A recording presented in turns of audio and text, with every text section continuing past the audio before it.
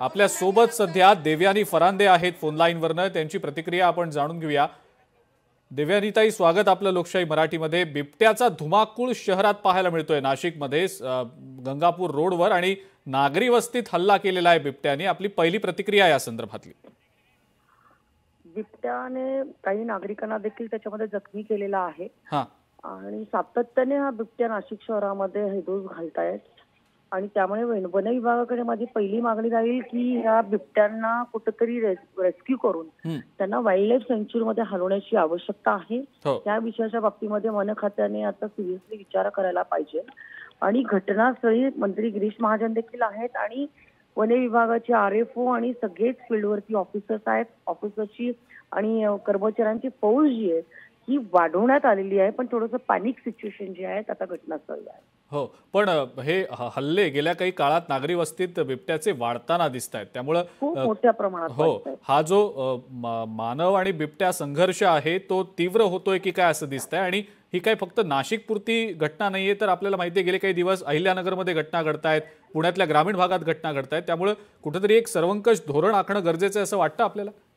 निश्चितच आता एक धोरण याच्यामध्ये आखून ह्या जरी बिबट्याची फॅमिली असते त्या वन्य प्राण्यांना हलवलं तर त्यांचं ते पूर्ण कुटुंब वगैरे जे असतात त्यांचे बछडे असतात हे डिस्टर्ब होतात, परंतु या सगळ्याच विषयावरती आता रेस्क्यू ऑपरेशन करून त्यांना वाईल्ड लाईफ सँच्युरीमध्ये त्यांचं पुनर्वसन करण्याची आवश्यकता आहे। हो, आणि ताई आणखीन एक महत्त्वाचा मुद्दा म्हणजे वनमंत्री गणेश नाईकांनी काल असं म्हटलं होतं, प्रतिक्रिया दिली होती अशी त्यांनी, की जे बिबटे हल्ले करतायत माणसांवर किंवा मानवी वस्तीवर येऊन हल्ले करतायत त्यांना त्याच ठिकाणी ठार केलं गेलं पाहिजे, तसे निर्देश दिले गेलेले आहेत। आपली या संदर्भातली काय प्रतिक्रिया आहे? जर बिबट्या जर माणसांवरती हल्ले करून जर तो कंट्रोलमध्ये येत नसेल तर अशा पद्धतीच्या पॅनिक सिच्युएशन मध्ये त्याची कारवाई करायला हरकत नाही। हो, आणि खास करून नाशिक शहरापुरता जर विचार करायचा झाला तर ही काही पहिली घटना नाही, आधी सुद्धा अनेक घटना घडलेल्या आहेत आणि आपण देखील जाणून आहात की हा किती मोठा मुद्दा, गंभीर मुद्दा आहे। तातडीने या संदर्भात काय करता येऊ शकेल? म्हणजे सँच्युरीमध्ये पाठवण्याचा मुद्दा तुम्ही म्हणताय, पण आणखी काही वेगळ्या उपाययोजना करणं शक्य असं वाटतं? मला असं वाटतं की वाईल्ड लाईफ सँच्युरीमध्ये त्यांचं पुनर्वसन करणं गरजेचं आहे, त्याशिवाय वेगळं आपण आता काही करू शकत नाही। शहरं मोठी होत चाललेली आहे आणि जंगल विरळ होत चाललेले आहेत आणि त्याच्यामुळे हे जे काही बिबट्या जे आहेत आणि थोडंसं मला असं वाटतं की त्यांची जी बायोलॉजिकल जी सर्कल असते, सायकल असते, ती पण थोडी डिस्टर्ब होत चाललेली आहे आणि त्याच्यामुळे हे सगळे प्राणी जे आहेत शहरी भागामध्ये खूप मोठ्या प्रमाणामध्ये घुसत आहेत।